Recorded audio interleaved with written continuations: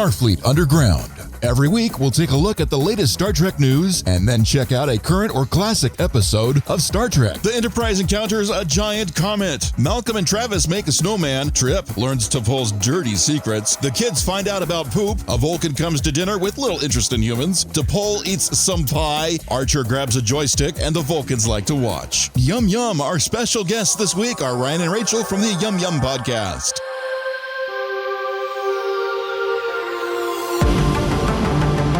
You gotta be kidding. They have like cotton candy on that thing? Seriously? Wow, I can't. Oh, wait, lights on. Hey, welcome back, everybody, to Starfleet Underground. This is the podcast where 95% of the time we're cloaked, and also we're being brought to you by Section 31. We have guests today, unintentionally, but it's still really, really cool. And I'm sad that you guys listening to us can't be here because they get cotton candy jelly bellies, and I haven't had that in forever. We have people here from the Yum Yum crew, and I will go ahead and let them introduce themselves. Of course, my name is Nathan. If you don't know that, shame on you. Go ahead. I am Ryan Sliwinski from the Yum Yums, the Starship Yum Yum of the Yum Yum podcast. And I am Rachel, also from the Yum Yum podcast. And where are you guys from? Well, from our distinctive accents, I think you can determine we're from Australia, not New Zealand or South Africa, the one in between the two. Yay! We are broadcasting from Melbourne, Australia, where things are going down. Aussies rule. Thank you. Outstanding. It is really cool. And Rachel, thank you. I had no idea that the blueberry jelly bellies would go with the popcorn flavored jelly bellies. You're welcome. Very, very nice. And of course, we have our regular crew. You heard I will introduce out of order a little bit this time because he yelled earlier because he's so excited by anything going down under. It's our computer guy. Anyway, I'm Patrick. I'm the number one. I'm also your computer guy, and I'm also your foreign species liaison. What's going on, people? And he loves it when things go under him, that is. And we have our well, it's better than going officer. down under you. Yeah, you need to hush. Our science officer. Hi, I'm Heather Ferris. I'm the science officer. And real quick to our guests, just double checking, you don't have any kids, do you? Because this is like a no kids ship. So I found a drawing of like, it looked like crayon and it looked like a kid drew it, but I wasn't sure if like there were kids on board or if that was like Patrick's drawing. It's probably Patrick. Oh, no, sorry. I'm a high school teacher. I don't have any artwork to provide. Okay. No children on here. Our ship is too sexual and yum to allow children on as well. So Fantastic. no kids here. Only a vat of AI sausages. Outstanding. Ooh, we love AI sausage. Speaking of which, Patrick, when was the last time you cleared out that filter? We don't want our guests to walk in on anything funky. It's clean. Oh, good. Okay, and we also have our illustrious winner of the O'Brien Award. I feel the best engineer in the fleet. I guess that's my cue to start talking. Hi, guys. I'm Rocky. I'm the engineer of the show and the ship. And I'm just, jazzed because I just fixed our friggin' clothes dryer in the house. So Nice. the little switch that detects the door shutting, it was out of alignment and I got it lined up. And it's a man thing, I think, when you successfully fix an appliance by yourself. That I am explains so You glad. mean a straight man thing? Well, I mean, it doesn't have to be a man thing. It's more of just a pride of engineering thing. Because we homos don't care. Well, and there is plenty of women that can do this kind of thing too. So I can't knock for that And they're out. usually I'm lesbians. really, really happy you fixed it because the last time I tried to use it, I couldn't get the door all the way closed. And I walked out of there like one huge blow dryer blew my hair and my hair was like going straight back. And it wouldn't go down for the rest of the day. Well, we had the extra power on that dryer. Yeah. Well, So you got a blowjob, huh, Heather?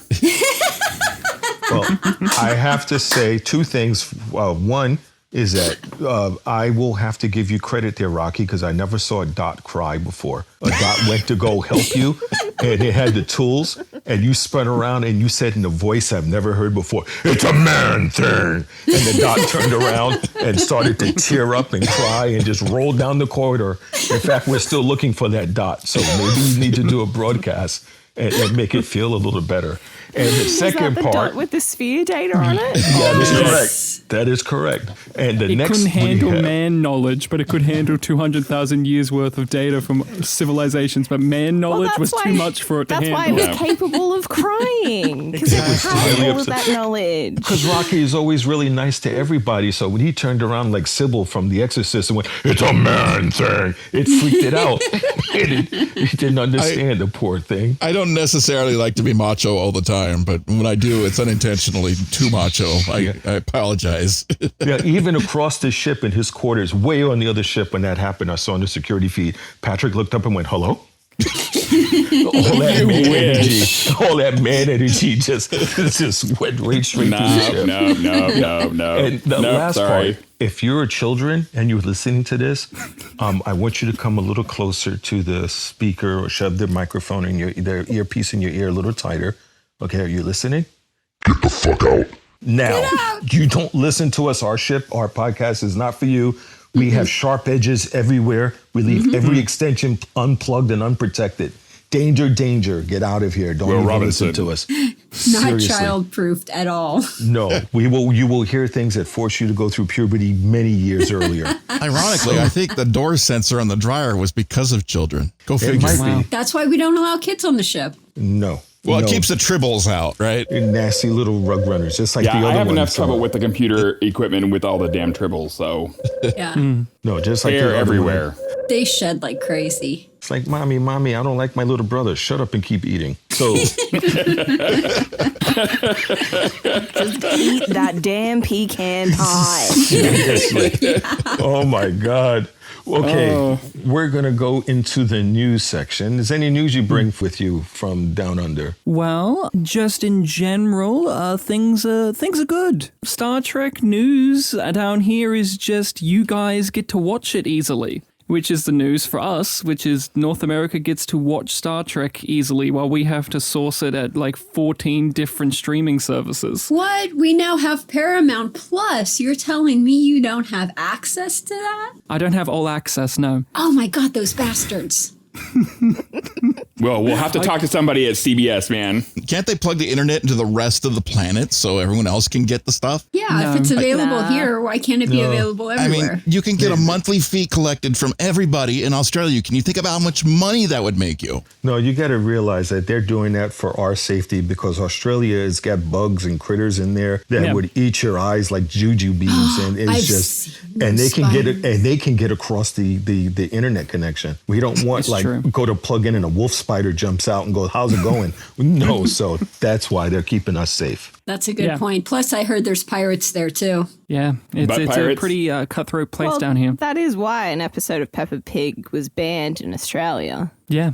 Really? We even banned Peppa Pig down here. Oh, yeah. There's an episode of Peppa Pig, because no children should be listening at this stage, that talks about how spiders are friendly and you shouldn't be scared of them. And it was banned in Australia because that's not a lesson that we want our children to learn. Oh my gosh. They're nasty. Fascinating. Australians don't fuck around. Their spiders will eat you. That's So freaky. apparently Pepe Le Pew is now being canceled. From what? Because he's a womanizer. Because he really? adds to the rape culture. Yeah. Oh, come on. That's awesome. He didn't smell too good either. Did we? Can you believe that we've lived long enough to see Pepe Le Pew get MeToo'd? It's pretty amazing, huh? I mean, that's Looney Tunes. Well, I mean, in every episode, all the pussy rejects him and he keeps chasing after the pussy. He just does not say no. I totally agree. Yeah. He was totally an incel. Pepe Le Pew was an incel. That's like my lifestyle right there. I get rejected by everybody all the time. And you stink. You know, like maybe that's why. Might be onto something here. Yeah, if you would shower every once in a while, Rocky, it might help. I could dry my towels with the dryer. Now I will. Now he can, because that's just Ole the engineer. They work hard. Now I know why the Tribbles use Rocky showers, because he never used it. That's the hair thing. I thought that was your hair, Rocky. Because you got a shaggy hair. That's what. Okay, we're going like totally off topic here. So let's go ahead and switch. We were going with news, and then we devolved into something very horrible. So I blame the spiders. Yeah. So if we want to watch Lower Decks, we have to have Amazon Prime. If we want to watch Picard, we also do that via Amazon Prime. But if we want to watch Discovery, where do we go, Ryan? We have to watch it on Netflix. But if we want to watch the first season of Short Treks, they didn't advertise it, and you have to go on Netflix to where the trailers are on that section and watch it there. Oh, and if you wow. want to watch season 2 of Short Treks, you have to buy them physically on media for some reason. So That's crazy. Lucky you guys, you got Paramount Plus. I don't know where we're going to watch Camp Coral of SpongeBob. I don't know where we're going to have to go for that one, Rachel. I'm really scared of where we have to go to get that. HBO Max. We may have to resort to a VPN. No, don't mention it. It's on HBO Max. Oh, there you go. Which we can't get. Oh, good Lord. VPN. Yeah, that's a new network it's one away from UPN, right? Yeah. That's correct. Yeah. So we're going to go jump on to the next news section because, VPN is an old station. So let's go ahead. And you got news for us there, Heather? Silenced by Section 31. So my news is Georgia will not begin her Section 31 spinoff until one What? of the current Paramount Plus Star Trek series comes to an end. The newly renamed streaming service, previously known as CBS All Access, has become the exclusive home to all Star Trek shows, except only here in America, not anywhere else, like, Australia. Because we're selfish bastards, apparently. Yeah, we're assholes. With our Yeah. Trek. That's not news. Let's hope that. This is true. Americans are selfish, greedy bastards. This just in. Oh, wait a minute. Oh, yeah, sure. Newsflash. Speaking of selfish, greedy bastards, Robert Duncan McNeil lobbied Paramount Plus for a Captain Proton series, and I'm just saying, if he gets it and we do not get Giorgio with Section 31, I'm going to be a little upset. How much? How much? She what? said much only upset? only a little. Just a little?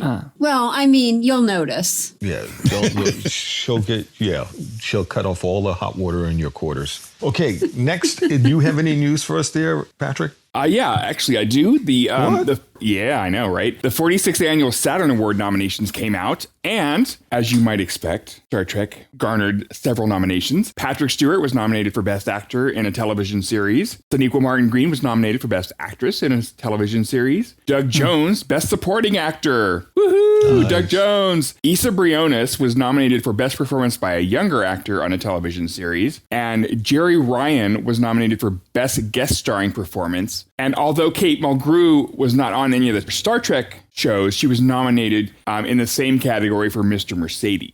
Outstanding. Yeah. That's some good news right there. And how about you there, Rocky? You got any news for us? Well, speaking of Kate Mulgrew and, Janeway, thinking about Star Trek Voyager, we've been waiting for their Star Trek Voyager documentary to drop any second now, especially because it was the 25th anniversary of Voyager. And last year, 2020 was supposed to be the whole big shebang, the big celebration and fuck you, COVID. But they're still working on it. They're still working on their documentary, and they did the Indiegogo fundraising thing, and everybody chipped in a little bit here and there. And oh my God, they hit so many goals so quickly. I've never seen an Indiegogo jump up so fast before. They hit all kinds of their initial goal, and they've got like 5 stretch goals already reached, and they've got another 6th one ready to go. So people can get some amazing, perks when you help support them. So you can get like really cool lapel pins and some t-shirts and some more t-shirts and lots of t-shirts and scrolling. The away missions. This is what blows me away. If you bid enough to support them, you get on the away missions. They're doing like field trips. So they're doing the Griffith Observatory and the Bronson Caves, and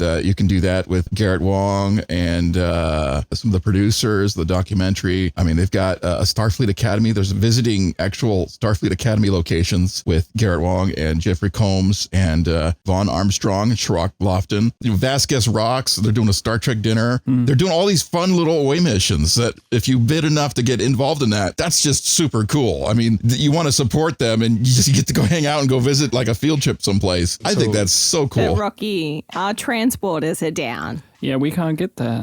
Okay, I didn't say We'll they have were to fix happening them. right away. We'll help you fix them. That's the other. I mean, it's not like next week they're going to do the thing. But- I'm sure everyone's going to get together when it's safe to get together again. But I want to hang out with Jeffrey Combs now. Seriously. and what about the bidding? The bidding is like $1 million. It is a little pricey, I will admit. I got to the level where I don't even think I went for the pins. I just wanted to get a copy. But some Trekkies are very, very well off to support some of these things because, oh my God. I mean, it's almost the price of going to one of the conventions if you want to go on one of these away missions. But Right, the gold tickets. So like Yeah. what, 2,000, 5,000? I'm Jeffrey here there. Yeah, Combs. $1,000 for an away mission. Thought so. That would have to be it. And you said Jeffrey Combs. Which Jeffrey Combs would it? Would it be the Wayun Jeffrey Combs or would it be the Andorian Jeffrey Combs? Or Brunt. Or Brent, yeah. Or Brunt, Oh, yes. that's a good choice. Now that's talking partying. Okay. It's a very good question, and those I think you'll have to email them and ask. But yeah, they're on Indiegogo, and you can do a search for Voyager documentary, and you'll find out all about it. Okay, next is we're talking to see if we have any corrections this time. Any corrections? I'm going to check subspace real quick, but I don't believe we had any. Nope, we did not have any corrections this week. Okay, hold on one second. There is a little bit of news we have, is that it's going to be put out towards the end, so you'll be able to see it. Everyone keep wanting to be able to get nudes of us and see what it's like on the ship and all kinds of stuff. Well, we decided to open an OnlyFans. No, it's not. It's Patreon. So we have a new Patreon page that you guys can go look at our different tiers, our different levels, to be able to support us to get all kinds of unofficial swag and all kinds of different things to see our tribbles living their best lives. And you can see the crew in various stages of undress, which may or may not be a facsimile. But again, you'll be able to enjoy it. So please make sure you look for that link on the bottom of the page. It should be live so you get it. Okay, so everybody that's out there going for the Voyager documentary, hold on. Don't hit the enter button right away. Go What? find our Patreon. Yeah, do that first. Oh, okay, Yeah. cool. Yeah. And we have so many rewards. We have so many rewards. A lot There's of so rewards. much you could do. There's a bunch of stuff. And if you ever wanted to see how Patrick looks like in the raw, this is your chance. My tribbles are always covered. Can I get a cat suit on there like I would in the Voyager documentary? You sure can. And Oh, thank also, God.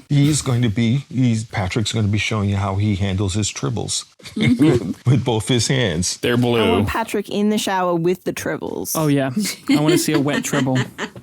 Oh, now we're getting kinky. Oh my. That's probably an extra perk right there. Is the wet dribble. Yeah, that costs extra, man.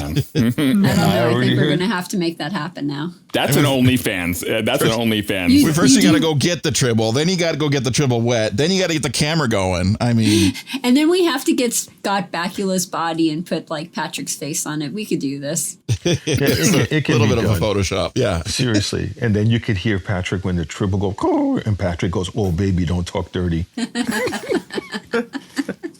Okay, I think we've wound enough. We've had a flawless podcast. You didn't say we got any corrections, right? Nope, no corrections. Okay, then that means we're now on to our homework. If you didn't listen to our homework, we're going to spoil the shit out of the show for you. So you need to put it pause right now, watch the episode, and then come back to us. All right, we'll wait. All right, Yeah, we're we done won't. waiting. Yeah, we're done waiting. So if you didn't pause, then yeah, shame on you. Okay, Heather, you're on. Okay, this week's episode is Star Trek Enterprise Season 1, Episode 8, Breaking the Ice. It first aired November 7th, 2001, and it was directed by Terry Windell. Now, this is the only episode of Enterprise to be directed by Terry Windell, and she is a regular Star Trek Voyager director. Teaser. Intergalactic tourist trap. Trip and the Doctor are admiring children's drawings from Trip's nephew's 4th grade class, and they unsuccessfully try to pawn a few off of T'Pol. She ain't having any of it. Suddenly, the ship drops out of warp, and we see a beautifully enormous comet outside of the window. That was a cute little opening. It reminded me of what they did when Skylab first went up, how they have kids from school to ask different stupid questions and drawings. And there's always somebody's relative who's somebody's on the ship that makes it work. And of course, if you're out in space and you see something for the first time, imagine being able to see a comet for the very first time out there. And it's not a small comet. It's like a big comet. Yeah, a landable comet. It's Archer's comet. Yeah. Dude, that looked like one big sperm. It probably was. It was the Armageddon sperm. So I know he Emmy said, award-winning sperm. right? Nominated sperm, sorry. Allegedly. I know he said it was a snowball, but snowballs don't have tails like that. Well, I loved when they're looking at the pictures from the 4th grade class, which was from Carrie, Ireland, by the way. When he gives to Paul the picture of the Vulcan, the look on her face was just like, she's like, fuck you. It's like, seriously? You want me to have this child's drawing? What are you, insane? Yeah. Like, there are so many layers to why I do not want this. I cannot be bothered to explain them to you, so I'm just going to stare you down instead. It's like, I totally feel you, girl. Illogical, Vulcans aren't green. Here's a question. Rachel and I were curious of asking you because you guys are watching Enterprise. We have watched Enterprise before. Rachel hasn't made it past the first season of it, and I have a couple of times. So you're rewatching it. The question is, do you think Trip is racist on purpose or just by accident? Or at all? I think he's just written that way. I think he's accidentally on purpose. Okay. He's like Jessica Rabbit. He's just drawn that way. No, what it is that I don't necessarily think he's racist per se. I think that what it is, he's just used to what his concept is and he's just out with it. Like it's his ignorance, but he's not being racist about his ignorance. He just doesn't know. So he says it that way. So he's just a natural asshole is basically what you're saying. Yeah, well, you get some people like that. I mean, I've had people, when I was growing up, they're out of curiosity, like, oh my God, so your hair isn't really that nappy? So it on its face is racist, but on the other side, that it's just because they never knew. They didn't have any idea. So you got to look for it. The intent is not malicious. There you go. Perfect way of explaining it. His intent is to be malicious and to be that way. So I don't think he's being that on purpose. It's just he doesn't know. Yeah. Well, Rachel, I completely agree with you. I have not finished the first season. I have not gone past half of the first season. That is the reason why we are watching Enterprise, is because my fellow crew members wanted to put me through torture again. No, we just want you. It's been a long time. Oh my God, It's been a don't long do that. road, right? No. It's been a long Get from here to there. Yeah. Oh, I need to despise that. You need to expand your horizons, Heather. Expand your horizons like your legs. So like my legs. You need a well-rounded education. There you go. on our Patreon, we do the top 5 and bottom 5 rated episodes of any given Star Trek show randomly, and we've done several Enterprise ones of the best and worst. And it's just like, even in the better episodes and the worst episodes, all of the same elements are in each episode, but it's just the degrees of how they're implemented. And so it's been a weird viewing experience recently where we've gone from season 4 to season 1. And one of the questions I want to ask for you guys is, when does Trip's accent become less noticeably fake? Because that's not his actual accent, right? No, it's not. And the funny thing about his accent is, if you see him during one of the conventions, he was talking about how his accent was supposed to be from one place in America, and he actually went, he did this accent, and then he actually visited this place, and they don't talk like that from there.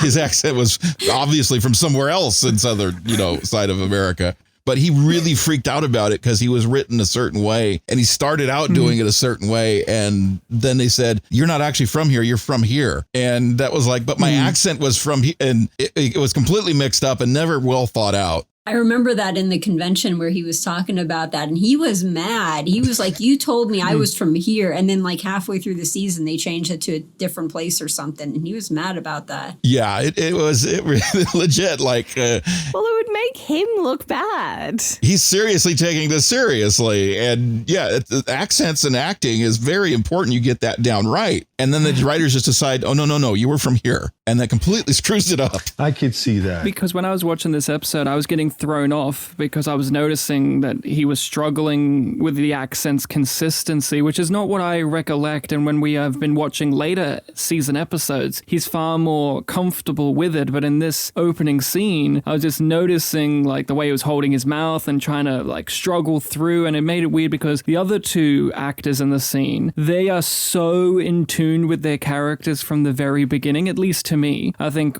Phlox and T'Pol, I think those actors kind of got their characters really, really quickly and maintained them for most of the show. So when you watch him, and he's like the thrust of the scene, like he's the center of the scene, it made it a very weak scene to me because I was just noticing, oh, he's still trying to figure this out. But he's the eye candy too, though. So, you know, I mean, T'Pol's the female eye candy. He's the male eye candy, you know, so. Oh, not a fan of Phlox, huh? Yeah. I don't know. Travis has been working out lately. I've noticed that. We don't get Phlox shirtless as much. There was no shirtless bacula in this episode. Was this an actual episode of Star Trek or what? It's disappointing. Very disappointed. Or, well, we didn't get to see T'Pol or Trip in their blue underwear either, so. Yeah, they didn't get in underwear in this episode either. Archer gets his moment, though. Later on, he actually sits down and pilots the ship. So that's like the man thing right there. He actually runs the ship. Oh, great. Why'd you have to say it like that? Dot just left the room crying again. I advise you to not say that phrase for at least a week, and at least so we can get somebody to reprogram. I'll have to erase their memory. Yeah. Watch out, Patrick's going to get a call from HR. Why are you harassing Dot again? The AI is a human being too. You got to respect them. Seriously, it doesn't use those implements. But with we need to make a referral to ship's counselor. It's okay. Yeah, with the opening scene of the comet, I actually will say I thought the CGI actually aged pretty well considering. It has for the comet. Yeah. I And it agree. looked great. It was an amazing shot. On your big giant screen, you see that and like, wow, that's actually pretty cool for 2000, whatever. Yeah. 2001. Yeah. 2001, they filmed this around 9/11. Yeah, that's right. Yeah, right. Yeah, right around that time they were producing it. Yeah, Yeah. the effects look pretty darn good. Yeah, it did. And I like seeing Archer exhilarated and happy about something because I love Scott Bakula as an actor, but I've always struggled with him as Archer because I'm a big fan of Quantum Leap. And when I think of Scott Bakula, I think of him as a charming, affable, happy guy who loves to emote. But when I think of Archer, I think of like this brick wall of a guy who's like very arrogant and internalized and just kind of like one like facial expression. But in this episode, he opens up and he's like genuinely excited about something as small as a comet. And I was, well, it's a big comet, but I was thinking, when did that go away? Or is this just something that every now and then Scott Bakula gets to show exuberance amount of emotion? Because to me, Archer is like emotionally vacant as a character. And it upsets me because Scott Bakula isn't as an actor. But I was really happy to see that he was happy. Do you feel that Archer's completely vacant the whole way through the series or just in the beginning? Because a lot of actors struggle to find their characters in like the first season. I think, just to jump in a little bit, that it's more of a job of the director. It's how the director envisions him to be that way. Because I think if the director says you need to emote more, you need to do this, then he has a chance to bring that, because we all know he has the chops. Like you said, look at him from Quantum Leap to Necessary Roughness to NCIS New Orleans. Bingo. So I really think it's the job of the director. And maybe they thought, as him being a captain, that he should have that stoic, stone-faced delivery. But he does have a big chip on his shoulder, too, because of his father and the way the Vulcans treated, Good point. He's a brick house. He's my tag. Let it all hang out. All right, that was off on a tangent. Go ahead. But to me, I do feel like for majority of Enterprise's run, I find him a bit emotionally vacant, especially in comparison to most of the other characters, the ones who actually get screen time. I'm not going to say Travis. But I find him to just, because he's supposed to be the most, I guess, military-esque captain out of the Star Trek captains we've had, he's supposed to be, a little bit more like that. And I guess it throws me off too, because every other Star Trek captain leading to now has that element to them, but they also have like an eccentric personality in some way, shape, or form. While Archer, I would describe him as annoyed. He's always annoyed at things a lot of the time. So when I see an episode like this, just at the beginning of it, he's happy, and then what's the rest of of the episode? Oh, he's annoyed. And annoyance can only get you so far, and that's what I think of his character as. And it bums me out because I love Scott Bakula, and also once he gets a haircut, it's almost like all the charm goes away because he gets his haircut where he loses it for me after a certain point as a character. But in this, I loved that he was happy. I even loved when he gets annoyed later on because I was also annoyed at what he was annoyed at, so I understood. That's something I'm going to have to keep an eye out when we do our next homework to see if he's annoying in that respects. And you'll definitely hear in our podcast if I find the same thing. And then who knows, I may not want to watch the rest of the series after that. And I guess anybody else has anything to say on this first section before we segue into the next part? Okay, so I actually downloaded Paramount Plus and watched it on Paramount Plus for my second viewing. And did I miss something? Because the skip button wasn't there. Did anybody notice that? Yeah, I couldn't skip the open. No, they didn't have it. Heather would have to listen to the song. To watch it? Oh, I would cancel my subscription because of that. I am not listening to that every time. Yeah, fortunately, Ryan refused to skip it. Yeah. I think I'm the only one who likes that song. Ryan refused to hit the skip button. Because I thought we should suffer in full for this review. Thank you for your suffering, but you're not. Well, you did it in solidarity, apparently. You suffered too, Rachel. So I'm doing the dishes and I'm watching this episode and everything, and the song comes on and I can't like run over and skip it because like my hands are soapy and I'm in the middle of stuff. And the whole time I'm cursing up a storm because I can't get there fast enough. And by the time I get there, I have the whole song stuck in my head and I can't get it out like for the rest of the week. Is it the biggest mistake Star Trek has ever made? I must be the only one who likes the song, so I like it. Why? I know people do, but I don't. It is the most annoying, I can see why people like it, but it's an earworm. questionable. Is it a bigger mistake than Code of Honor? No, that's the biggest. That episode's the biggest mistake in Star Trek. We don't talk about Code of Honor. No, Code of Honor does not exist to me. Code of Honor, and I knew a person who was in that episode. And no, Code of Honor, it should go away just like Disney and put it in the vault and never let it out again. Let's put the opening of the show into the vault and go to the next section. Okay. Cancel it out like Brer Rabbit. It was bad. Yeah, like Song of the South. You'll never see it again. Okay, Act 1. Everyone has their kinks. Archer is fascinated by the comet and sends Reed and Mayweather down in a shuttle to blow shit up and gather some samples. Trip notices that there's something wrong with DePaul. And, I mean, who turns down a pecan pie, really? A Vulcan ship appears out of nowhere, and apparently this captain has a kinky fetish for just watching. Fab. Trip notices that DePaul sent a secret encrypted DM to the Vulcans, and he tells his paranoid captain, who orders the message to be hacked and read anyway. Dicks. Well, when you're sliding secret DMs into someone's, that's going to raise some business. If you're on a Starfleet ship and you've told the captain that you are not going to secretly, have conversations looking at those naked with pictures. the Vulcans. No, then you need to abide by that, There would have been an easy way of doing that right off the bat, rather than sending it that way. To Paul should have just said, when he asked her, "Are you in communication with the ship?" "Yes, I sent something deeply personal and it's encrypted." But she had to turn around and go, "You sent something?" "Nope, not a thing. Didn't do anything. Nothing to see here. Get the fuck out of my room." For what it's worth, she didn't send anything to them. They were sending it to her. So yeah. But the Vulcans, I'm like, dude, I guess they're surprised they encrypt everything. I'm like, well, that's what they do. They're math nerds. They like to encrypt their comms. Okay. Yeah. Well, that guy was an ass. That guy was an ass. That's true. He likes to watch though, so it's okay. No, not really. That's kind of creepy. Yeah. No, you go ahead. I'll watch. It'll be cool. That guy was cast for that though. He nailed that part. Yeah. We'll get a little side bitch and you can watch. No problem. And then they're like, "Do you guys hear that noise? What's that sound?" He left his comms on. Oh no. Fab. Oh, okay, gross.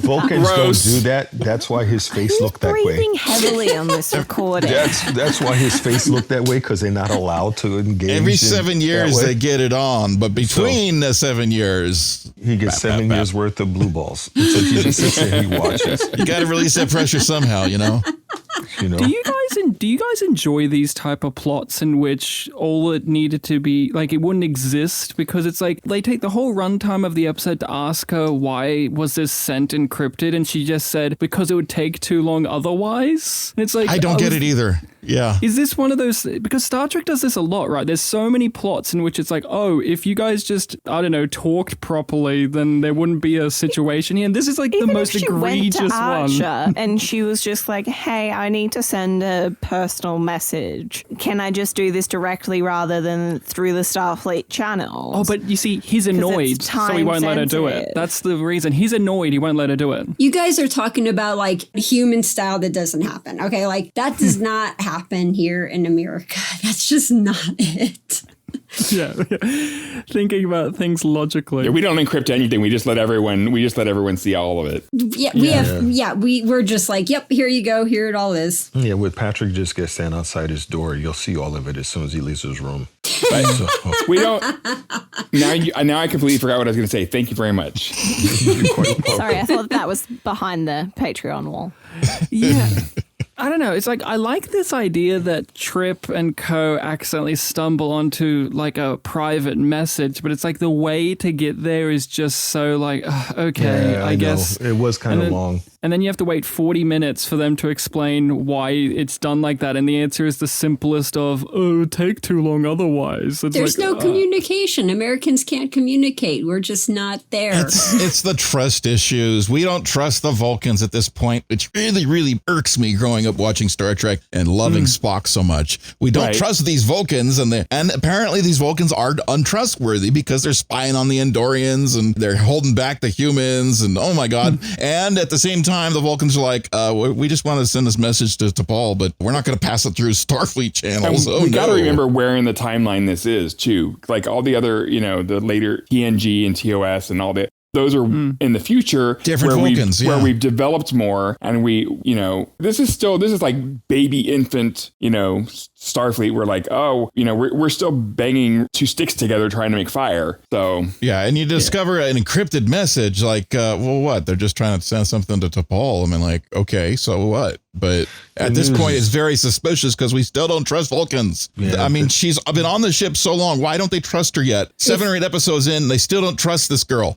That bothers me. If you watch any reality TV show, you know that like humans just cannot communicate at all. Like it just does not work. You just can't do it, especially Americans. It's because we're too much in our feelings. But sometimes it's like, you got to remember, it's like, oh, here we are, we're watching the Star Trek prequel show, and it's like, oh, so what's the plot line this week? Oh, well, the B plot is someone fell in a hole, and the A plot is someone didn't want to send a message through proper channels. Yeah, like, you simplify it like that. Was this worth 4 seasons?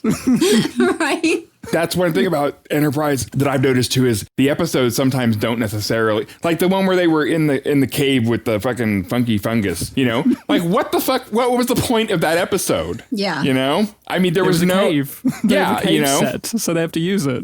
Well, I like that they're doing interesting things scientifically because, well, like we're on a space mission. They're going to take a look at the biggest comet you've ever seen. This is amazing. This is really cool, nerdy sci-fi stuff. Well, yeah, they're looking at a rock, big deal. And they fall in it. Nobody brought a ladder. Okay, that bothers me. The whole point of this episode was Archer figuring out that he doesn't like it when someone shows up unannounced and inserts themselves into his business. Hello, the last 6-7 episodes, that's exactly what he did to other people. Mm-hmm. Yeah, doesn't like it when it's done to him, huh? Doesn't like it when it's done to him. There's a good reason why the writing isn't as well as it is now on Discovery and Picard, is because marijuana wasn't legal yet. Oh. Is that the problem? So when you're in the writing room and everybody's sitting there, but when you're back there and goes, what can we do? I know. Let's have an android that's not really an android, and we get in. So that's how the story picked up. What was the 60s excuse then? Because their episodes were pretty wacky. They were definitely on marijuana back in the 60s. Had it. Oh yeah, they were dropping acid, man. Come on, Herbert. Remember the hippies? Herbert. Like that giant fleshlight in space. Come on. Seriously. They were sitting there looking at, my wife has something that if I see it at a right angle and it glows, it looks really menacing. So, yeah, and they used it. They said that'll It work. looks bigger from that angle. And you had to be high to sit there and think about what's going to be today's story. I know. Let's say somebody stole Spock's brain. Like, what? We could totally make him into like a robot with a remote control because my kid just got one for Christmas and have him walk around with a joystick. For this episode, George Takei is going to go around this ship fencing, shirtless. Hey. It's going to be awesome. It was cool because George Takei recommended that he have a fencing sword instead of a katana because he thought that was too stereotypical for a Japanese guy. Thank God J.J. Abrams came in decades later and said, hey, Sulu should have a katana because he's Japanese. That was really, that was transgressive. And let's put lens flare on the sword when it comes out. Yeah. Do you guys, are you pro T'Pol and Trip? Do you ship this? Is this something you want? Because this episode's like blossoming that idea. You're definitely seeing them warm to one another. There's a definite he's still a bit ignorant. She's still a bit of a prick. But do you like that? And what do you guys think of Star Trek romances in general? Are like there ones that you actually like? Because I always struggle with romances in Star Trek, even in modern Star Trek. I always like 7 and 9 and the Doctor. Ditto. Yeah. But Nice. according to Memory Alpha, this episode effectively began like the T'Pol Tucker like personal relationship, and its title is a double entendre, where breaking the ice, because this is the first time Tucker entered T'Pol's quarters. And I just want to say, I know I'm getting ahead of myself, but who enters someone's bedroom without expecting a little bow chicka wow wow, and then the pecan pie and everything that she had, and the sex candles. She had the sex candles. She had a lot of candles lit. She had the sex candles lit. Exactly. Those were for meditation. Hello. That's what she said. That's when you do tantric. So, yeah. Don't read into it. She wanted Trip to focus. All I know is when he's having the pecan pie, and oh my God, the pie, I love that pie. The pie is great. The pie was needs its own co-starring role in this episode. But he's talking with her and he's asking her, look, are you okay? And she's like, I'm fine. And the second a woman says, I'm fine, there's nothing wrong, I'm fine, that's a setting off the red alert for me, okay? That's when Morgan Freeman's voiceover goes, in fact, she was not fine. Yeah. Well, Patrick, you brought it up, I think, 10, 15, 20 episodes ago. Tell people, what does fine mean? Fucked up, insecure, neurotic, and emotional. Yes. Yeah, and that describes Vulcans really well. These Vulcans are very emotional in Enterprise. I'm just like, wow, they get pissed off really easy. They get upset over things. The Vulcans they're touchy-feely. I mean, not like touchy-feely, but they like to watch, though. Yeah, they like to watch. Yeah, exactly. They're the perv uncle you don't leave in a room alone with anybody young.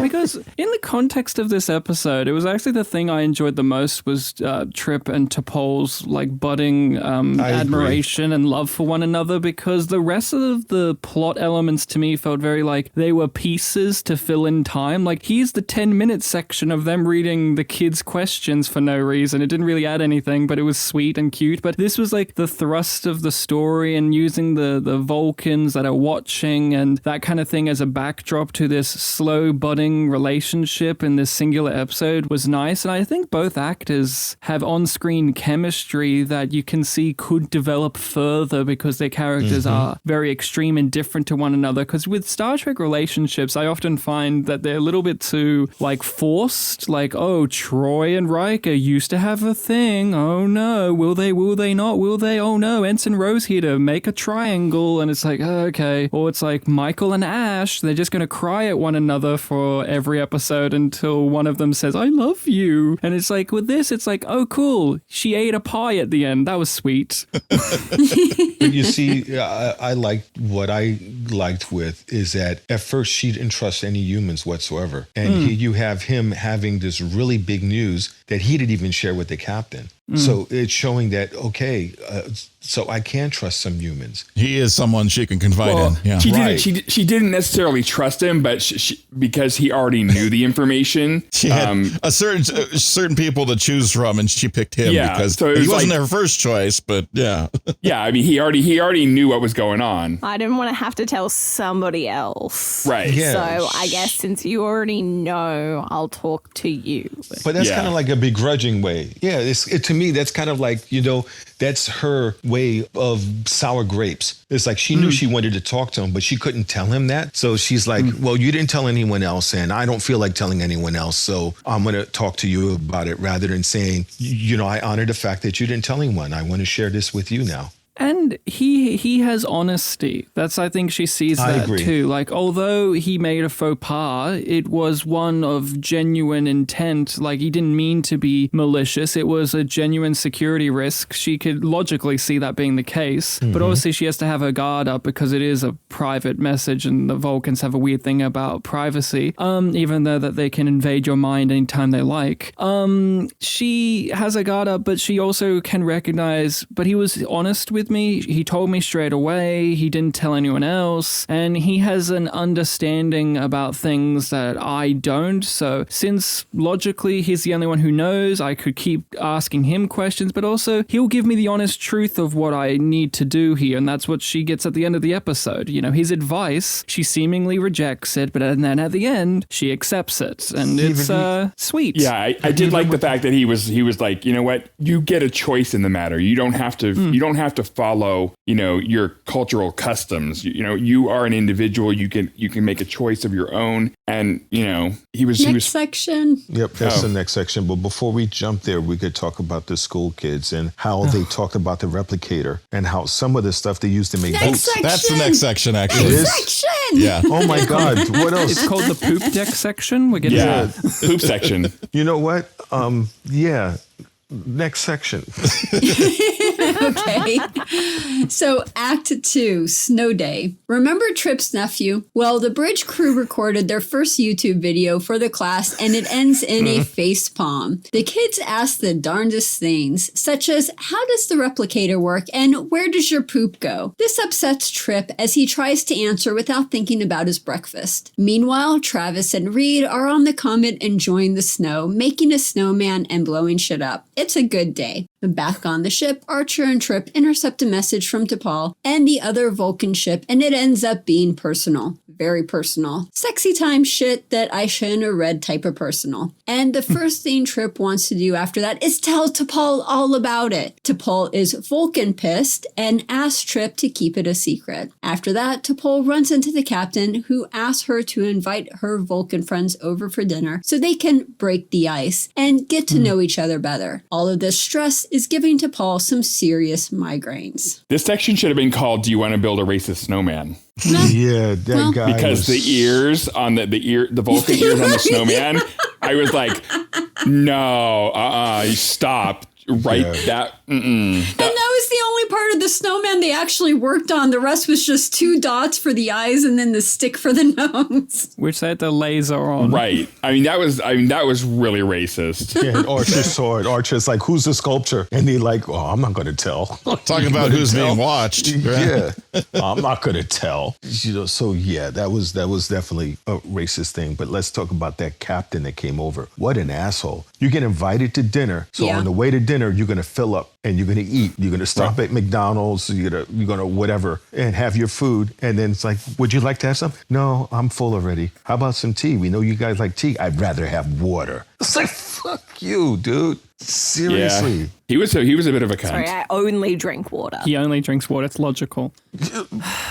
Well, T'Pol drinks green tea. Hello. But she's adapted with humans, which is something I actually kind of like, is from my recollection of watching it. There was a little bit of a thing where she didn't like to eat around others, and she was a little bit more recluse. Yeah, but now you see she's more comfortable with that. Trip brings it up that some of the human ways are rubbing off on her, and you could even point to, like, now she's drinking different types of drinks, and she's actually engaging in She's meal. willing to tell the chef how to make this Vulcan meal. meal. Yeah, and she's willing to have conversations during mealtime. It's actually it's a nice, slow way of showing that she's adapting and changing to the human way.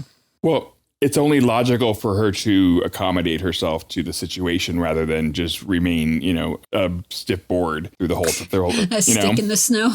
Yeah, stick in the snow. But I just love when she's just the moment when she got her information, when she's looking at the screen in the earlier part of the episode, her reaction shot is like close up reaction shot to her reading her email.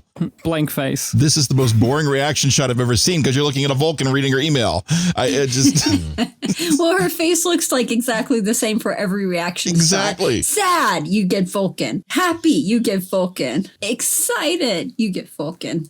When she comes, she looks like that. I mean, my God. You do show, like you guys were saying earlier, she's getting used to people on the ship because she was basically almost interceding for the crew of the Enterprise and explaining to the Vulcan, this is what's going on. They like to have small talk. They like to do this. They like to do that. And then whatever he said coming out, they never translated it. But that was like a put down curse. Did your communications officer translate that? Because No, I didn't ask. Okay, please tell us. What did he tell her? So there are two options because he's a little bit soft-spoken at the end. It's either transfer yourself soon or you'll be a shamed woman, or transfer yourself soon, weak woman. Wow. Again, what a Damn. What a macho pig, man. Vulcans are good guys, by the way. I know, right? This is why Vulcans had to temper their emotion, because if he said that back in the past, she would have whooped his ass. Oh, yeah. Yeah. She would have. The look she gave him also. And then you could see even Trip was a little, was it Trip or Archer? It was like, it was Trip. What did he say? You see, he was getting protective right off the bat. It's like, I know that bitch didn't talk to my main squeeze like that.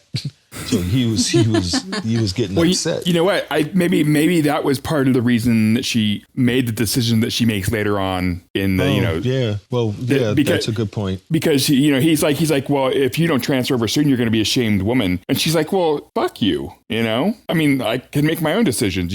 Just like Spock, we decided that out of our magnanimous, we're going to invite you into this Vulcan Science Academy. Screw you, buddy. I'm going Starfleet. Right. So yeah, I get it. They don't know when to push. But that was a good story you're bringing up about the school kids. It didn't move the plot, but it was nice to hear. It was cute. It's funny because I watch the NASA stuff sometimes, and they do these things like all the time. They're always talking to some kids. And I mean, in the middle of space, you got millions and billions of dollars worth of equipment in use, and we're using it to have our kids ask questions. How do you poop in space? It just blows the mind. And this is a regular thing to deal with. How does the replicator work? You don't want to know. It also demonstrates how much technology has evolved, because in Discovery, when they are leaped into the future, they are eating their own poop. In this, it's like, it's the same thing, right? They're eating their own poo, right? No, he says that it goes into boots because they have a separate system for they're wearing their protein protein resequencer. Well, he never says it, but I think it's because he just can't say it like with a straight face, Because he just ate pecan pie. Because he just ate pecan pie. He can still taste the little particles in his teeth, and he just doesn't. Poocan Pie. It was Poocan Pie. Chef, not a replicator. The chef is a replicator. It's like, wait a minute. How come every time we have corn, the next day we get pecan pie? Damn, I was going to make a corn joke too. Oh, you got me on that one. Oh, man. The texture, it's just like oh, God. It's like, oh, man. Just add some more sugar. They won't taste it. Just add some whipped cream to that Poocan Pie and we're good to go. Like, that corn kernel looks really familiar. Yeah. Yum, yum. The thing that annoyed me most about the letters from the kids at home is they pan on over to Phlox. And that was like the most interesting thing in the episode. I was like, no. I could watch a whole episode of him telling me about space germs. And obviously it's set up like, Phlox needs his own show. And they, of course, set it up from the get-go where it's like, Phlox is going to keep talking nonsense and we're going to have to cut him off. But I was like, no, what he's saying is actually pretty interesting. I'd rather rather watch a lecture from him than spend time with Archer being like, all those damn more Vulcans. about space flu. Yeah, I want to know about the space germs on the space dust. I was like, that's actually cool. I just like Phlox. I think he's like the best thing about Enterprise. I agree. And as a person, he's really cool. We've talked to him at the conventions, and as a person, he's just just completely awesome. Yeah, he on social media is also like very forward about how Enterprise was like the franchise killer. There have been many times in which he's like, oh, you think Discovery's killing Star Trek? Trust me, I know what killing Star Trek is like. I was an Enterprise. I'm like, oh, but you were the best thing in it. Great. That's funny. We learn what his home planet is called in that speech he gives for the first time, apparently, in the show. Apparently. That was a trivia fact. Yeah. Yeah. Cool. 8 episodes in, you learn where he's from. Isn't that kind of weird? Well, we just learned what they were called like an episode ago, right? Yeah, the Noblian. Denobulan. That's what I said. Y'all speak, Nathan. Shut up. Heather?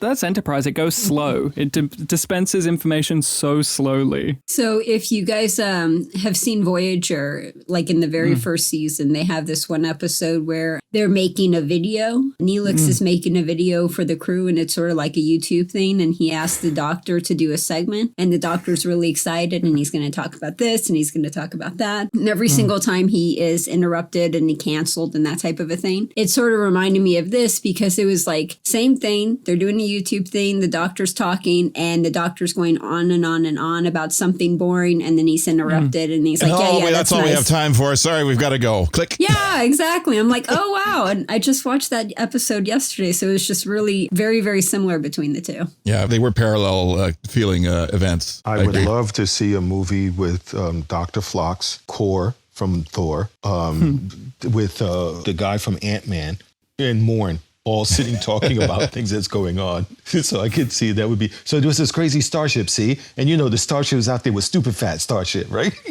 And I could see Kor doing like, it was I can't do the Australian accent, so I'm not going to even try, but Kor is hysterical. Yeah. You guys know who He's Kor New Zealand. is. He's New Zealand? Oh, then sorry about that. He's just so funny. I'm glad they brought him back.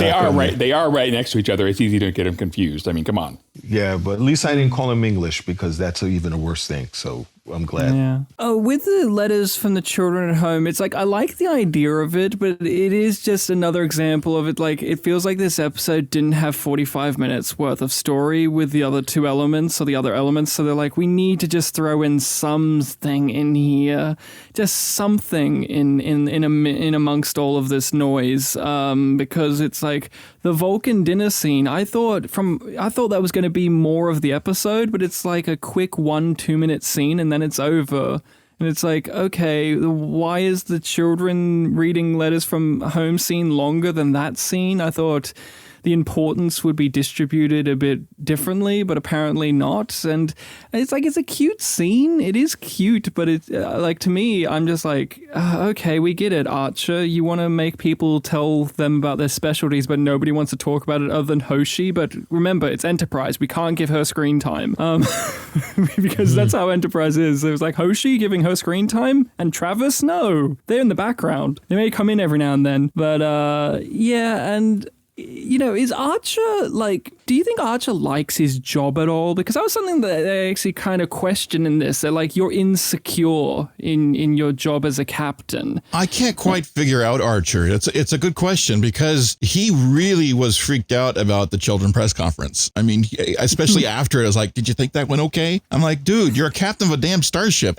You're talking to the kids. It's okay. You talk to the kids. It's for the children. And he's nervous about his performance for the kids. And eating dinner with the Vulcan. He's like, he seemed really freaked out and trying to make all this conversation about, with the Vulcan and very nervous, like he's never dated a Vulcan before. I don't understand what's going on with that scene too. And then he's like super upset, of course, that he realizes he's getting spied on. Maybe Mercury was in retrograde and he was just having a bad day. But yeah, I can't quite figure out Archer. You're right. You love Scott Bakula. Scott Bakula is wonderful. Yeah. Archer is, you can't quite figure him out yet. I think it's the writing because Picard is a very internalized, introverted character, but even early on, he would grab someone aside, and when he's grabbing them aside, he's grabbing us, the audience, and saying, Riker, aka the audience, I'm uncomfortable around children. I need you to deal with this for me. But we don't get that with Archer really a lot, especially in this episode. So you're just having to watch his actions, which seem kind of erratic, and it's like, oh, and then you have to have the Vulcan, someone who is an outsider, come in and say, you feel insecure in your position, and I just have to take that at face value because he acts so weirdly as a character. You don't have a lot of scenes in the episode where Archer is like, hey, come over here, let me tell you what's going on inside of my brain so that you, the audience, and you, the other character, can understand. Even Picard, the most internalized captain, does that because the writing needs that to be communicated across to the audience. But in an episode like this, Archer, I don't know, is he happy being a captain? Is he insecure? Does he not like children? What is going on? But you need other characters who don't know him to tell the audience what is going on with him. And it's like, do you take that Vulcan captain's word or what? Heather said it earlier. Americans not good at communication. I guess. John Luke is French. Oh, he's French. Okay. Well, there you go. That makes sense. There you go. That's the answer. Like Pepe Le Pew. And you never know. Before he starts his duty shift, he has a half glass of Picard wine, and everything is mellow. Archer he's very stubborn. He's really got talking into accepting help from the Vulcans later. When they want to offer their tractor beam, he's like, no, I'm going to do this myself. He's literally sitting down. Yeah, you're right. It is the next section. Sorry. Should we just move on? Because we're only in Act 2 and we're already talking about Act 3 and 4. So, let's move on. No, wait. We didn't finish. First off, the thing didn't explode yet. They're still playing in the friggin' snow. So talking about the tractor and everything else wouldn't work. We didn't see that part. So first off, Malcolm become a character ever? I forget. Yeah. Does he become one? Because he's so boring in this. He's just like, I am British guy. They do get some stuff on him, especially when they get the Marines on board. Okay. He winds up becoming more. He gets a little animosity with the Marines. Yeah, and stuff that happens. But you have the thing that goes on. First off, you get a highly classified starship. They've already scanned the comet. How can you not know if you blow shit up, it's going to do something? Exactly. But it's going to affect the rotation of the comet, right? Every action has an equal and opposite reaction. That was my favorite part of science. Exactly. Aren't they standing a little too close to the part they're going to blow up? I'm like, shouldn't they take some shelter or something? It's okay, relax, it's all right. It's only going to be a visual effect.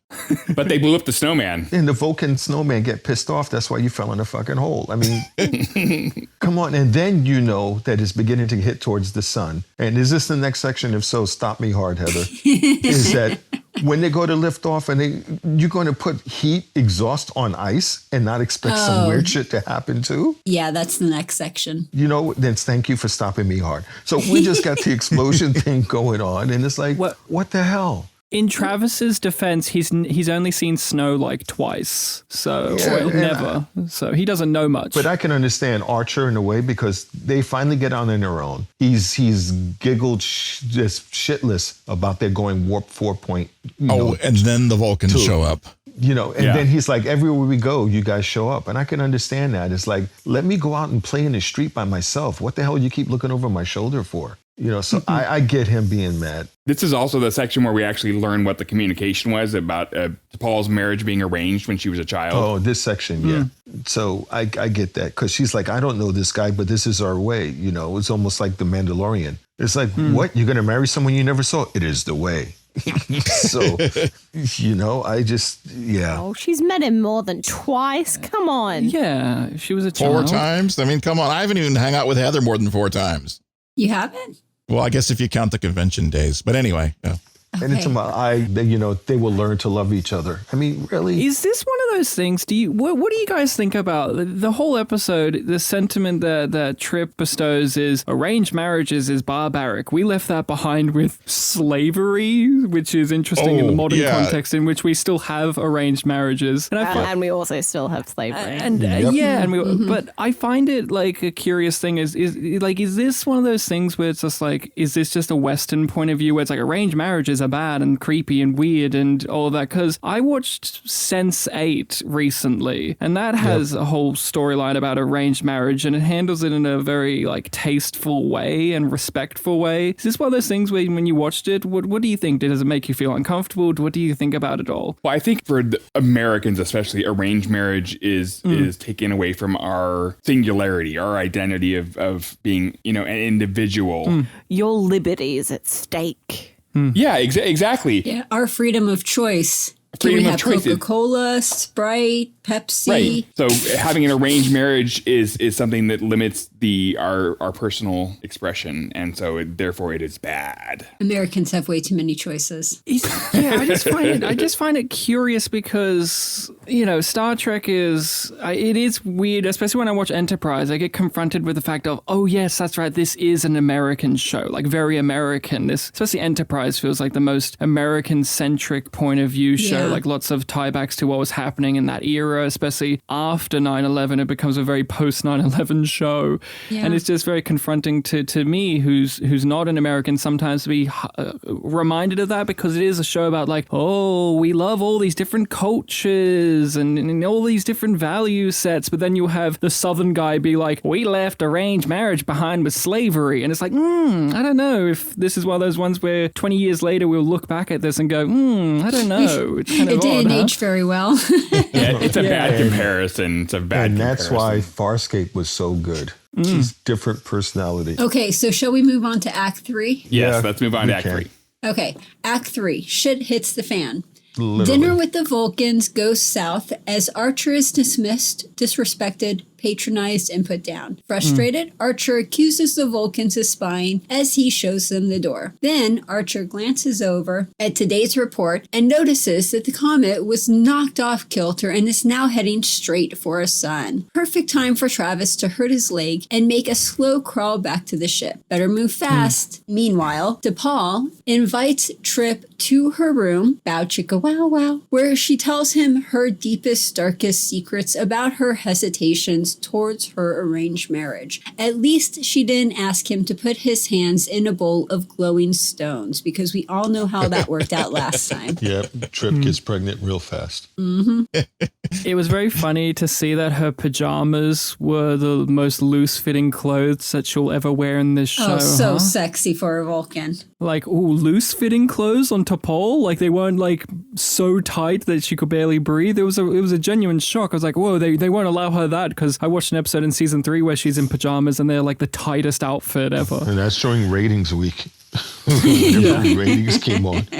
You could always tell on The Next Generation when it was time for ratings, because every time Troy would leave the room, the camera would follow her ass out and she'd have the tightest uniform on. The same thing with 7 of 9. If you watch Voyager, she's the only character that when she leaves the room, the camera doesn't leave her. You can watch her leave the room. So Because Rick Berman likes some tights. But with 7 of 9 though, okay, being the homo on this ship, when she came on the screen for the first time, I was like, maybe. I mean, that's how fucking hot she is, okay? So she was making me rethink some things. I mean, she's badass. She can't mess with Jeri Ryan. She's fucking badass. no, it was really cool. I mean, I'm not even a guy that likes lots of blondes. She was good. Because I'm a blonde. Yeah.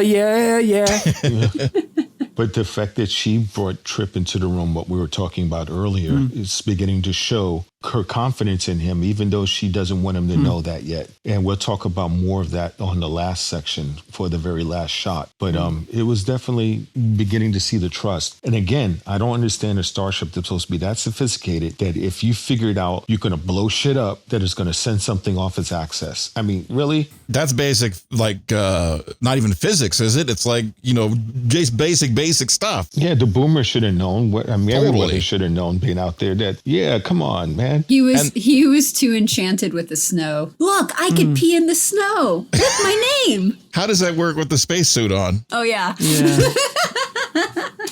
You have to get a portal on that thing. It's not the most egregious bad, like, piece of science in Star Trek, is it? I mean, we recently were watching Star Trek Discovery and Michael Burnham literally falls from outer space and, like, smashes into the ground and all she has is, like, a limp. It's like, oh boy. He was a really bad limit, but still, yeah.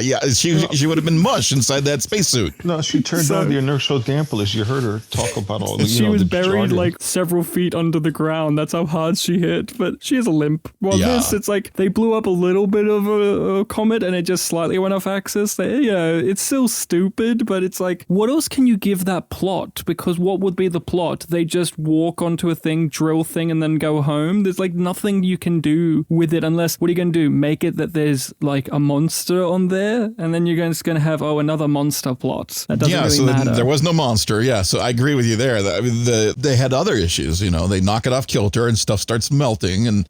And the thing is, they're limping back to the shuttle, and it's like, okay, we got to hurry because the sun's coming up. I'm like, all right, that looks really cool. Let's stand here and look at that. Oh, wow, look at the ground is literally cracking underneath our feet. Let's stand here for a second and check this out.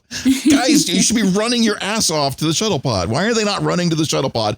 And then the shuttle pod, they make those things like super tubby, don't they? Because they're really heavy. I mean, they just can't, the ground just doesn't support them so well. They keep falling through the ground all the time. If it was real life and if I was a writer, people would be pissed at me because I would have had them get ready to leave. They would have drilled down, did an explosion, hit a gas pocket, and one or two of them would have died. Because that's real life. I saw that movie. That was a good movie. Because that's just real life, Stuff like that can just happens. But it's like the main characters lead the golden life. There's never any real excitement when you have a main character of them going to die, unfortunately, because it just lends from it. It's suspended belief. He's not going to die because he's a regular character. And then that's why people went apeshit over Game of Thrones. Yep. Sean Bean, he's a great guy. Oh my God, he's a great swordsman. Oh my God. Wait, what the fuck? His head? You cut his head off? And that's why people went nuts over the first season of Discovery as well, right? Because in the first season of Discovery, anyone could go, but now that's no longer the case. Everyone stays all the time. And it lost a little bit of that spontaneity that now it's kind of fallen into where we are currently in Enterprise, where it's like, oh, well, everyone will be fine because they're the main character. Except Giorgio. She left and then they didn't renew her Section 31 show. I'm still mad about that. But in all of season 3, you never worried that she was going to not be okay because you knew she was going to get a spin-off show, so it doesn't matter. But we're not getting that. She died. We're not getting the spin-off show. I never get to see her again. I am over here like crying my heart out. Well, in the first season of Discovery, you think, all right, well, this person's going to be here the whole time. Oh, what? No, they're gone. Oh, they're gone too. And it's like, oh, Lorca drops down into some, energy field and just disintegrates. Yeah. I hope we never see that one again. Oh, I love Lorca. Oh my God, I'm so sorry. Why? I think he's awesome. Because he's played by Jason Isaacs. Right. Well, that too. And that's also because Patrick is a bottom. So would this comet plot be like? Is there any other way to make it at all interesting other than what they did? Because the only other thing I can think of is Discovery did this, which is just have the ice creep up on them real fast. Like that's the only thing, and even that's kind of boring. Sentient ice, yeah. Parasitic ice. Yeah. Maybe they could have done something with gravity. I mean, make them hop around a little bit more. I don't know. They should have charged that Vulcan for watching. If you're going to watch, dude, you got to pay up. Seriously, there should have been like a screen that comes up, and when it goes down, he's got to put a go press lat in a minute, and it slides back up again so you can watch it like a peep show. Right? It's like there's an app for that. Come on. Now, what is the thing also with Star Trek, it seems lately for Enterprise? This is twice they had people who were perving out hiding behind things.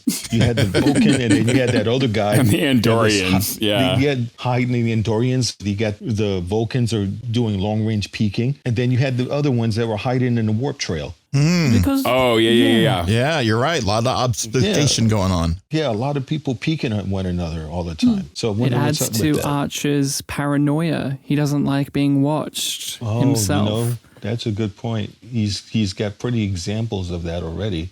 So that's pretty cool. I liked how he ended the dinner conversation, by the way, Archer. I just loved seeing Scott Bakula be like, no, screw this. I'm going to emote and I'm going to be really angry and just say, you know what, you guys are spies. I don't like you. Get the hell off my ship. In fact, crewman, take him away. I don't like this guy. He doesn't want to drink tea. What a bastard. And then the Vulcan just coldly being like, if we were spying on you, you wouldn't have seen us, idiot, dumbass. Yeah. And we would have given you a better dinner. Yeah. Seriously. And that, come on, you mean to tell me they're supposed to be logical and that was a fucking dig. I mean, come on. You're not supposed to be petty like that. He was being petty. I don't like you spying on. Well, if we were spying on you, you wouldn't have seen us. So there.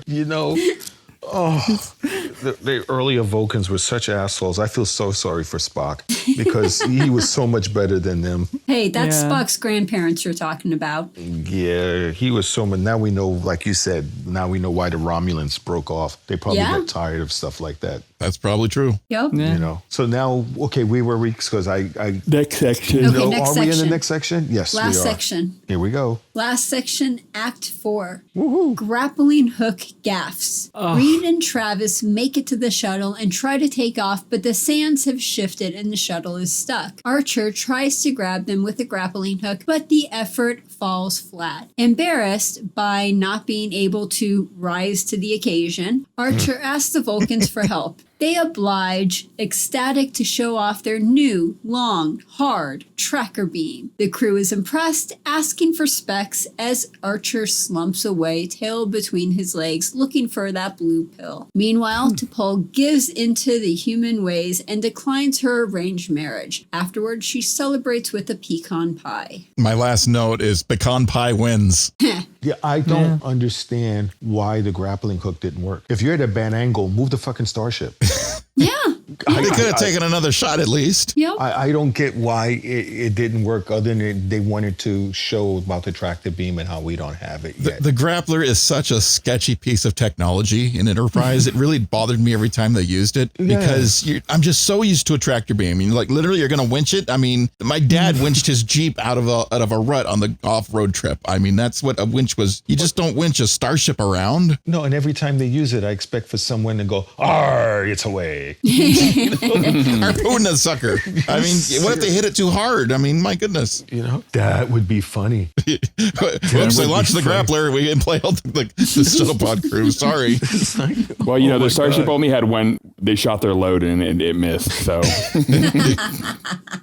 Is there a proto piece of technology from a prequel, like this prequel era, that you do like? Like, oh, this was the, preeminent to this piece of technology that we love in other Star Trek? Because that's like one of the appeals, right, of a prequel, right? It's like, oh, this was the step before transporters, or this is the step before tractor beam. But like, I'm still waiting for them to get real phasers on the ship. I'm waiting for the phase cannon. I'm waiting for the phase cannon arrays. I'm not as excited as I used to be. I used to like all the technology, and then I realized the teleporter kills you. The replicator, you're eating shit. I mean, it's like, it sounds good at first, but then when you like realize how it works, it's like, I'm not too enthusiastic about all this anymore. And every time they go on an away mission, they have to have so many devices. They've got a communicator, they got a flashlight, they've got the grappler thingy. We've got all-in-one devices. I've got my phone right here. It's got a camera built into it. It's a phone, and I can send emails and record podcasts. Even the translator doesn't work. Even the translator doesn't even work up. right. Yeah. No. If there was one technology from that day during Enterprise that you could have, Rachel, what would it be? I don't know. You don't want a grappler? You get to use a computer joystick to operate it. It was very funny to see Scott Bakula use one. Yeah, you can play with your joystick. Yeah, you wouldn't have to worry about Grubhub or any type of food delivery. You can just grapple it from the local store. And just remember, if you can't get it, we'll knock it for you, and it'll like jump up, and then you can grapple it. Yeah, that'll work. So what would you like to have had during that era? I don't know from Enterprise if I can pick anything. Yeah, it's a bit like all I can really remember is like their lame version of phasers and their lame grapple. Like, I'll take a piece of the pecan pie, but that doesn't count as technology. well, It's made by poop technology. Well, I have to agree because almost everything except for the starship, we have kind of all right now. We have communicators. replicators. We have viewing screens. We have replicators to a limited form, which is the 3D printing. In fact, there's even a 3D printer now that can print out food. So we're living in a part of Star Trek future, just not without starships yet. So, I mean, we get an SUV driving around on Mars right now with a nuclear engine. So, yeah, it felt like too much to ask to say, yeah, I want an Enterprise. Yeah. But where would you go, though, if you think about it? Distance is far. It's a lot of boredom through sheer moments of terror. Yeah, and it's pretty low warp. Yeah. Because that's Enterprise, right? The whole thing is like getting faster and faster. That's like a part of the goal, right? Yeah. I mean, it's a long, it's a long road. I know, especially to get from there to here. Don't say long road. Oh, God. Been a long road getting from there to here. Do you find it corny? It's been a long time. Do you find it corny that you get to see like Emmy-nominated actor Scott Bakula sit down in one of those sci-fi chairs and grab a computer toggle off the thing and just start acting like he's firing grapples? Because I find it hilarious. He's got the joystick right there. He had to go sit down and had to grab the joystick. I love the joystick technology. I'm still pro joystick. I'm still good with that. I got the Riker thing going. He likes the joystick too. Tactile feedback. Yeah, it's very important. You got to feel what you're doing, especially when you're driving a starship. But you notice only the captain could play with his joystick. Why couldn't anybody else do this? He's got perfectly capable officers that can drive the ship around. You can't just nudge the ship over and get a little better shot of it. I mean, they couldn't do that. He had to do it. He's a little bit of a control freak. Totally a control freak. Where it was Patrick Stewart, he would have says, I have bitches for that. Somebody else do it. He's not going to sit there and do the screen. Jellicoe would have to beg Riker to play with his joystick. My God, Jellicoe, what a great actor, but damn, I really did not like him on the show. What a best character, yeah. Yeah, he was a really good character in that respect. But yeah, Janeway has to get a hologram to play with hers, yeah.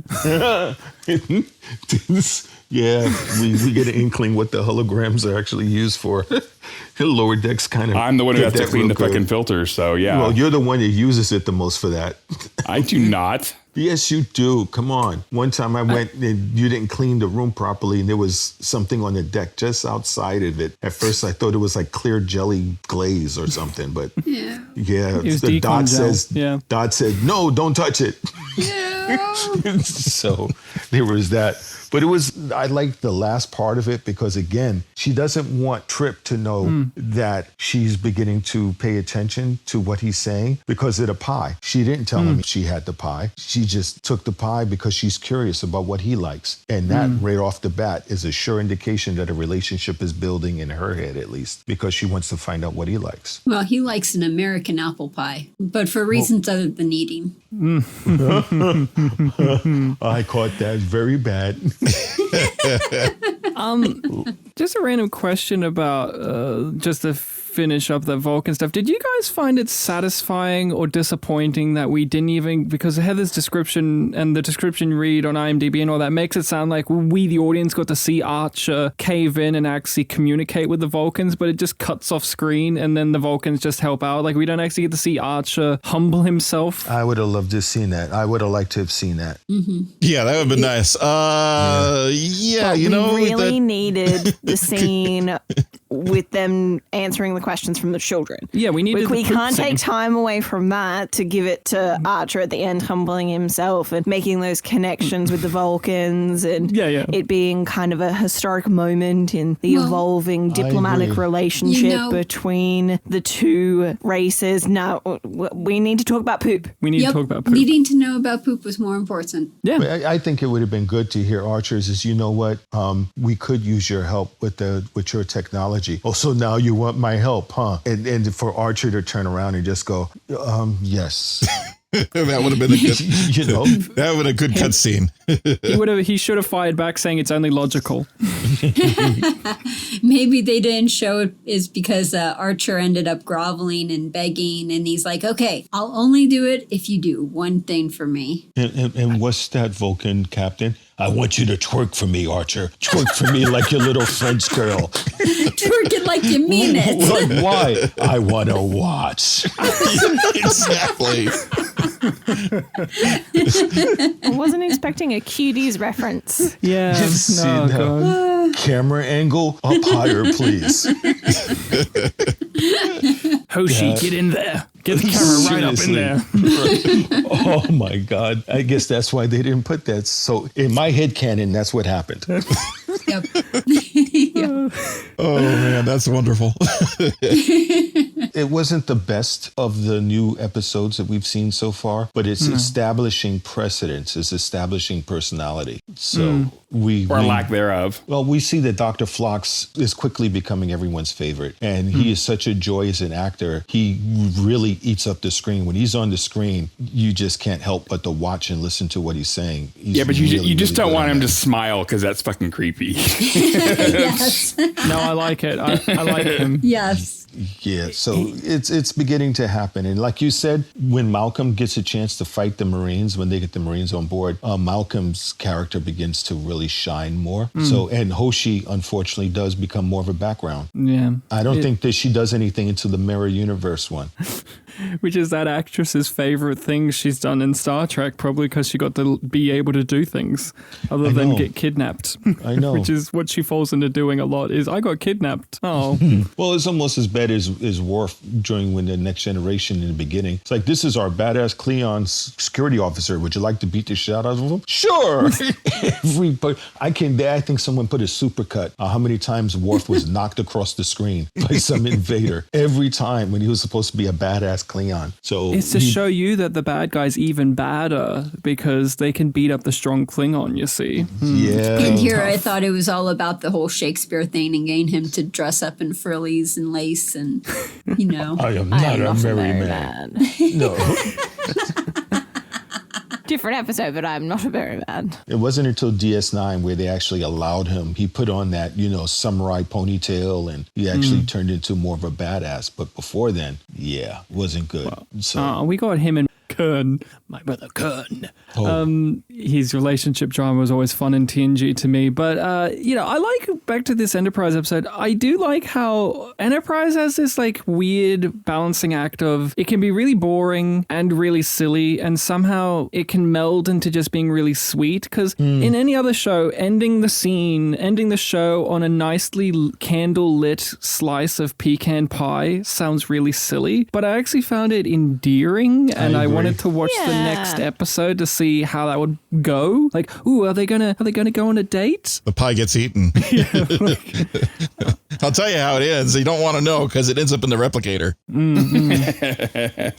They show the extra scene of T'Pol slowly and lovingly eating the pie. I would have paid money for that scene. A lot of people would, no doubt. That's on the OnlyFans.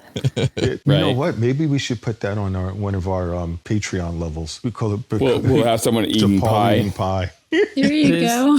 There's that movie, A would Ghost Story, with I think Rooney Mara, where there's a single take shot of her eating an entire pie because she's depressed, and it's like an 8-minute long scene of Rooney Mara just eating a pie, or Casey Affleck watches as a ghost. It's really good, actually. I thought it was going to be like in Avengers when they're all eating at the falafel at the final scene credit. Nobody says anything. They're all stuffed with falafel.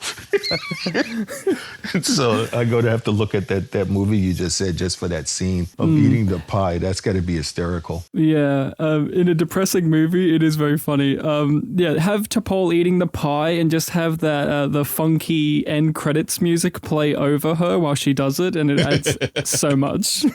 Heather, do you still keep in touch with her? Yep. Let's see if we can get her to eat a pie. I know she'll do it for you. I'll ask. I'll send the communications today. Let's see what happens. We can probably get her doing it. What's going to be our homework for next week? Next week is season 1, episode 9, Civilization. Oh, So thank you so much for joining us. We'll get you teleported back to your ship so you can get back down to Australia.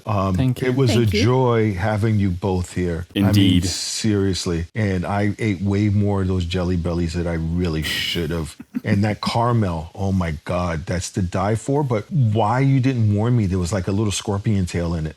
It was Oh, a surprise. We are allowed Kinder surprises, unlike you guys. Yeah, that's a thing. There was a thing I Surprise! saw that I thought was kind of funny. They showed what is like really living in Australia. They showed like us fighting a giant scorpion and the person is holding the big spear and is trying to stab the scorpion. Then they go, the difference in Australia, they show the same giant scorpion and the guy holding the spear, except he's yelling, bastard! Yep. We don't stand those. So I was right. So yeah, we got to come out there and visit you guys. You guys ever make it over to the Star Trek Vegas? Unfortunately, we have not yet done that. A dream. Rocky, get the site-to-site transporter working possibly, so next time we could try to get them over there. Okay. That would be It will make you cream your jeans. It's Star Trek heaven. It's fun. Patrick creams his constantly. But Yum, yum. That's why I wear astronaut diapers. this was really fun of everybody. Yeah, even those get soaked through. So thank you guys for joining us, and thank you everyone for listening, and also our regulars we out here. Do we have an extra regular? I forget the name. I know Dom, and who else do we have? Pimpin' that hoe. Yeah, Don and Pimpin' That Hole. Thank you guys for joining us always on our premiere. Patrick never makes it because he's lazy and has to, get the calyxes off actually the palm work. of his hands. Oh, please, that's a four-letter word that you don't do. So thanks everybody for joining us. Please be safe and not only have a great week, but make it so. Starfleet Underground, beaming into a podcast feed near you. Log on to our website at starfleetunderground.com and send your comments and questions to thecollective@starfleetunderground.com. Follow us on Twitter at StarfleetUnderG and on Facebook and Instagram, we're Starfleet Underground.